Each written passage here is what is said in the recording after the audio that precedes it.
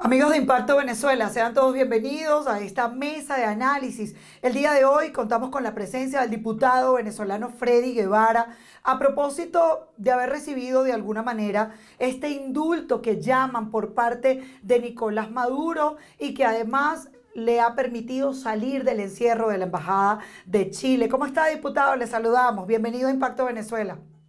Saludos, saludos y bueno, muchas gracias y también buena suerte porque sé que están arrancando y Venezuela y los venezolanos necesitamos cada vez más medios con más libertad de expresión. Así es, diputado. Queremos el día de hoy traer a esta mesa de análisis lo que tiene que ver con el futuro político de Venezuela, porque los venezolanos, los ciudadanos, están el día de hoy en una expectativa totalmente que los llena de angustia y tiene que ver con este llamado al voto por parte de un sector de la oposición, pero hay otra parte que creo que también la integra usted del día de hoy, que dice que no hay condiciones para votar. Entonces nosotros queremos saber qué postura tiene Freddy Guevara luego de haber salido de estar 3 años metido dentro de una embajada. ¿Qué le dice usted a los venezolanos el día de hoy? Mira, yo salí y obviamente me tomó tiempo, ¿no? Pensar cuál era la decisión correcta y salí básicamente con un planteamiento y es que luchar por Venezuela en el medio de una dictadura implica riesgos, Sí. pero son riesgos que vale la pena tomar. Y a lo que quiero decir con esto es que yo no estoy llamando a nadie a inmolarse. De hecho, yo mismo me refugié en la Embajada de Chile cuando fue la policía política de Maduro a buscarme en mi casa. Pero sí estoy llamando a que, o al menos yo es lo que voy a hacer, yo, a luchar asumiendo los riesgos que eso implique. Porque es que se trata de un país entero. Y luchar no es hacer lo que el dictador quiere que hagas. Luchar es desafiar, luchar es no complacer y luchar es no ser cómodo. Y por supuesto que para los políticos democráticos que no vamos a participar ni vamos a avalar el fraude, somos la gran mayoría y es el pacto de la unidad que hay en torno a eso. Quienes están llamando a lo otro están fuera de la unidad. Ellos decidieron hacerlo. Por supuesto que eso para nosotros no es fácil ni cómodo. Somos perseguidos, vamos a ser invisibilizados y tal vez apresados. Pero luchar contra una dictadura implica tener claridad de que no se puede hacerlo de la manera en la que el dictador quiere. Y hoy yo estoy convencido que Nicolás Maduro quiere que un sector de la población participe y lo avale, porque ya él lo dijo ayer, antier, hace 2 días, no recuerdo, que precisamente quería ir por la Asamblea Nacional para recuperar todo lo que el trabajo de la Asamblea Nacional y el gobierno interino logramos proteger. Ya lo dijo. Citgo, el oro de Inglaterra, los recursos del exterior. Ese es el tema que está detrás del interés de Maduro y al que lamentablemente algunas individualidades importantes, por supuesto, porque nadie puede decir que Capriles no es importante, fue 2 veces candidato presidencial, sí. Pero la verdad es que hoy su propio partido respalda esa decisión lamentable que ha tomado. Pero hay una cosa que le llama la atención a la ciudadanía y a mí como periodista también, y tiene que ver con que el discurso de Enrique Capriles ha sido que mientras existan condiciones electorales, él hace el llamado al voto. Y dentro de esas condiciones electorales está la posibilidad que ha asomado Maduro de que la Unión Europea asista como veedores internacionales, también algunos miembros quizás de la ONU. Pues la ONU tiene un doble discurso siempre, a veces apoyan a Maduro, a veces no, pero en el caso de la Unión Europea han respaldado la presidencia interina de Juan Guaidó. Entonces quiere decir que de alguna manera Maduro está llamando a otro sector de la Unión Europea para que pueda asistir a Venezuela a ser veedores internacionales. Esto es una de las cosas que ha dicho Enrique Capriles. Entonces habría la posibilidad, uno, de legitimar a Maduro en la presidencia, pero también de seguir manteniendo el Congreso de la República por parte de la oposición. Entonces, ¿qué hacer en esa diatriba política, diputado?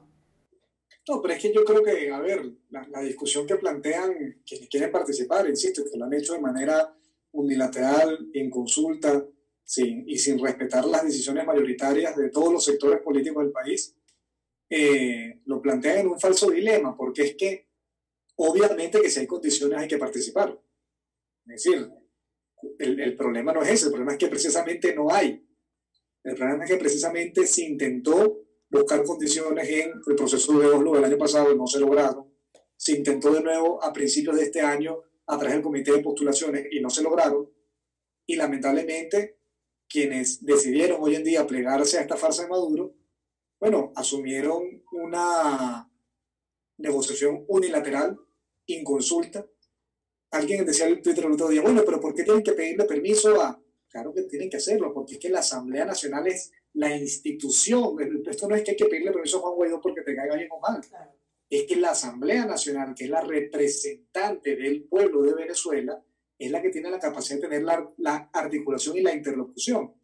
Entonces, ahí hay una realidad que nosotros no podemos obviar y que efectivamente, si hubiesen condiciones, se participa. El problema, nosotros no somos antivoto. Y de hecho, es una posición contradictoria porque en el año 2018, hoy quienes están llamando a participar ahora, mandaron a no participar.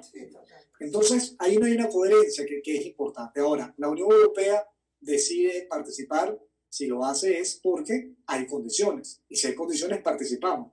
Entonces, yo creo que es un elemento que es importante hacerlo, a menos que, bueno, que ocurra una cosa loca con la Unión Europea, que no sé, la verdad no lo veo en el camino, pero yo veo muy difícil que Alemania, Francia, Holanda, países que han sido muy firmes con el pueblo de Venezuela y a favor de la libertad, vayan ahora a caer en una trampa de este tipo. Quiere decir, diputado, en esta última frase que rescato de lo que usted ha dicho, que si ve condiciones electorales de aquí al 6 de diciembre, ¿usted participaría? Y la siguiente pregunta que está relacionada con eso, ¿se ha reunido en las últimas horas con Juan Guaidó? No es viable condiciones electorales de aquí a diciembre, no es viable porque las condiciones implican un nuevo CNE, por ejemplo, implican que los partidos políticos les respeten lo que es su autonomía, las sus autoridades, implica que se acaben las inhabilitaciones, es decir, una serie de cosas que no existen y que es mentira que en 3 meses se van a lograr, no hay manera, o sea, físicamente. Maduro mañana dice, vamos a hacer todo esto, y eso no es probable hacerlo en 6 meses. Entonces, yo no voy a participar bajo ningún concepto de ningún fraude, y así, que no es así, pero así yo pensara que hay que hacerlo, no lo haría, porque creo que una premisa fundamental para lograr la libertad de Venezuela es la unidad. Y a todos nos ha tocado, a todos, en algún momento, apoyar acciones con las cuales tú no compartías o eras minoría. A mí me tocó en el año 2017, después de lo que fue el proceso de la lucha contra la falsa constituyente y la calle, bueno, la mayoría de los partidos de la oposición decidieron en ese momento que había que ir al tema de las regionales, cosa que yo particularmente no compartía, pensé que teníamos que tener otro camino, pero tocó y fue la decisión mayoritaria y se decidió asumir ese camino. Entonces, la unidad no puede ser buena cuando te sirve y cuando no. Por ello, yo así estuviese en contra de la decisión, no participaría en el proceso porque sé que por encima de lo que yo piense está la unidad del pueblo venezolano en torno a la lucha pues, para salvar a Venezuela. Pero usted es claro y ha visto cómo en este momento la oposición venezolana no cuenta con la palabra unidad y está totalmente fracturada en unos pedazos que no sé si se pueden armar fácilmente. Por eso le preguntaba si había sostenido algún encuentro en estas últimas horas, digamos informal, con el presidente interino Juan Guaidó. Y si hay algo que construir, ¿cómo empezar, diputado? Oye, yo creo que ya el presidente comenzó, ¿no? El presidente Guaidó hizo un llamado a construir un pacto unitario, tuvo reuniones durante 15 días aproximadamente con más de 120, 140 organizaciones entre partidos y organizaciones de la sociedad civil. En ese proceso, liderazgos e individualidades importantes como el de María Corina y el de Capriles decidieron no participar, pero al final el resultado fue que de 27 partidos pasamos a 37. E incluso con María Corina, que no hay acuerdo en lo que hay que hacer de aquí en adelante, sí hay de acuerdo en el punto de partida, que es que no podemos legitimar el fraude. Entonces, la verdad es que en esa posición Enrique está solo. Yo con esto no quiero disminuir ni menospreciar el problema que hay, pero también dimensionarlo para que lo podamos entender en su justa dimensión. Entonces, esto no se trata de una persona, se trata de organizaciones, de instituciones que son las que reflejan la voluntad del pueblo venezolano y que yo no tengo duda que tarde o temprano, mira, aquí la verdad es que la mayoría de las veces la unidad se construye a partir de la fortaleza mayoritaria. Te voy a poner un ejemplo que el propio Enrique Capriles lo benefició en su momento. En el año 2016, cuando estábamos en la discusión sobre qué mecanismo plantear, la mayoría de los partidos planteaban la enmienda constitucional. No sé si recuerdan ese debate entre la enmienda, la constituyente, el revocatorio. Voluntad popular, nosotros nos gustaba era la constituyente, pero la mayoría estaba con la enmienda. Y Enrique Capriles propuso el tema del revocatorio, no contaba con la mayoría de los partidos, pero se dio el debate y él promovió el asunto y, bueno, y ganó, que al final fue el revocatorio, que es lo que se tuvo que haber hecho en este caso. Lo que hubiera sido muy mal, imagínense que todo el país en ese momento se hubiesen decidido todos por el revocatorio y nosotros, Voluntad Popular, hubiera salido Leopoldo López a decir, no, yo creo que esa no es la decisión, hay que esperar al 2018 para que salga Maduro, o lo contrario, hay que mandar ya otra acción, qué sé yo. Entonces, por esto lo que quiero decir es que hay que dimensionar muy bien el problema. Obviamente es un golpe para nuestra lucha, sobre todo a nivel internacional, porque nos quitó un argumento que era muy importante, y es que realmente no había ningún opositor participando en ese fraude. Porque todo el mundo sabe que Parra, Brito y toda esta gente y Henry Falcón no son de oposición. Y es difícil decir que Capriles, y aparte no es cierto que es un alacrán, ¿no? Es decir, yo no comparto lo que está haciendo, creo que está haciéndolo muy mal por el país. Creo que incluso las razones por las cuales lo está haciendo no son las correctas y creo que no las manifiesta de la manera clara. Pero no puedo decir, yo creo que sea por dinero, ¿no? Como se han vendido otros actores.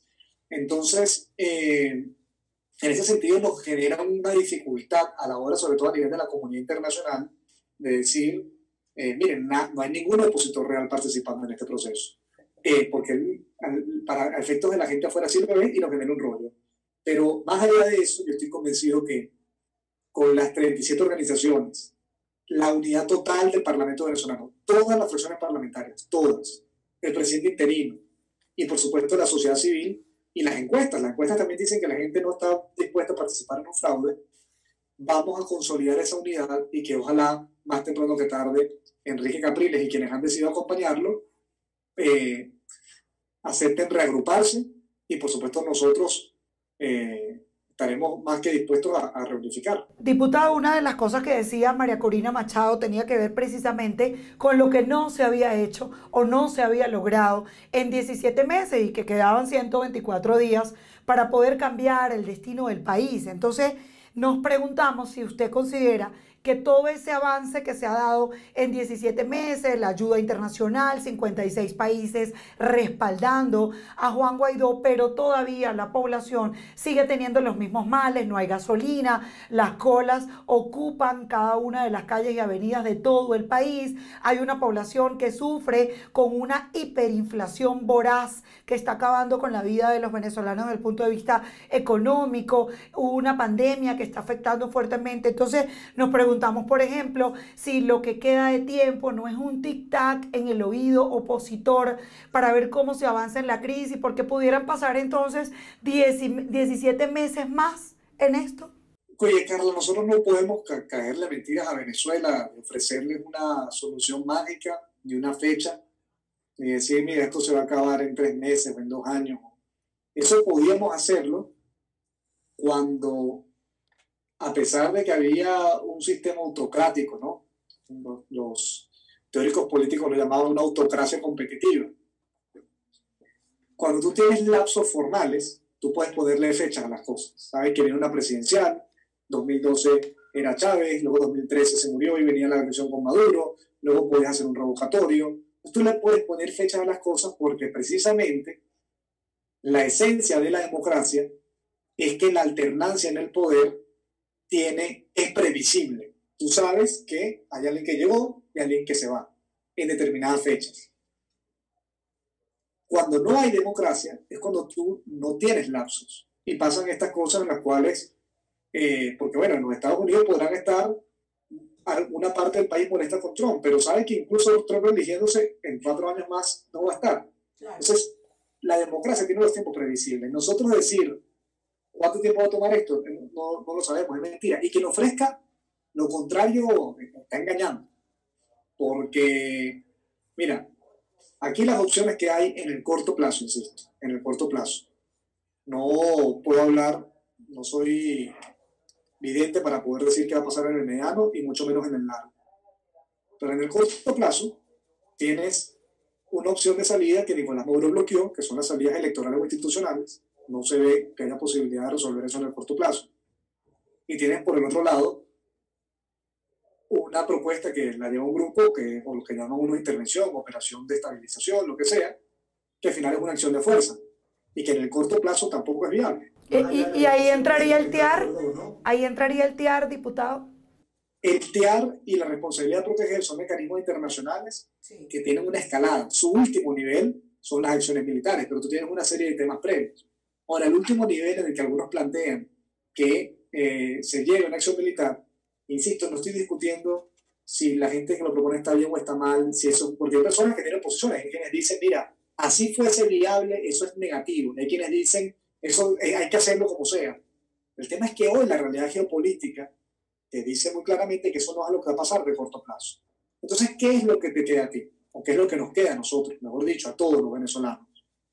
Generar las condiciones para que se fuerce la convocatoria de elecciones libres.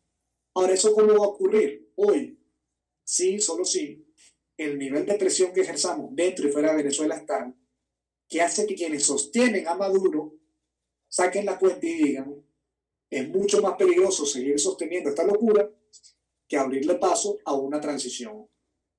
Para ello nosotros tenemos que ejercer presión, pero también dar garantías, ofrecer acuerdos, mecanismos, que no se perciba que es que sale Maduro y entonces aquí viene una cacería de brujas y todo el que se puso una franela roja lo vamos a decapitar. Claro. Pero, y eso implica un acuerdo, y esa palabra a veces nos gusta, un acuerdo con gente que no nos va a gustar. Pero también hay que entender que así como implica un acuerdo, implica forzarlo, presionarlo. Porque si algo me he puesto yo es a la idea de pensar que portándonos bien, sonriéndoles al dictador y siendo la oposición cómoda, nos van a dar lo que el pueblo necesita. Y eso es falso. Ya para terminar, diputado, ¿usted estaría de acuerdo con un diálogo con el régimen de Maduro? Mira, se ha intentado mucho, ¿no? En principio, yo creo que ya el planteamiento que hizo el presidente y que hizo la Asamblea Nacional no lo fue muy claro. Ahí ya se llegó al máximo cuál era la propuesta. Y si es una negociación para una transición, pero va para eso, está bien, pero seguir, al final yo creo que ha quedado claro que Nicolás Maduro utiliza el diálogo para dividir a la oposición, para frustrar a la población, para desmovilizar, para bajar presión, y hay que aprender de las experiencias pasadas. Entonces, mira, salvo que haya una decisión clara de articular un proceso de transición, yo creo que no tendría sentido. Por el contrario, si hubiese una voluntad real, en la cual, miren, nosotros estamos dispuestos a discutir los términos en los cuales aquí puede haber una nueva elección presidencial. Ok, eso es otra discusión. Sí. Pero no pareciese que estamos en ese camino, lamentablemente, y lo que nos toca entonces a los venezolanos es a respaldar a las instituciones legítimas, al presidente Guaidó, y apoyar la ruta unitaria que ellos han planteado. Gracias por haber estado con nosotros en Impacto Venezuela, el mayor de los éxitos. Gracias. Vaya a oler las calles caraqueñas. Luego de 3 años de ese encierro, hay mucho por hacer en el país. Y el país lo que espera. En nombre de Dios, así es. Gracias por haber estado con nosotros en la mesa de análisis. Diputado, feliz tarde.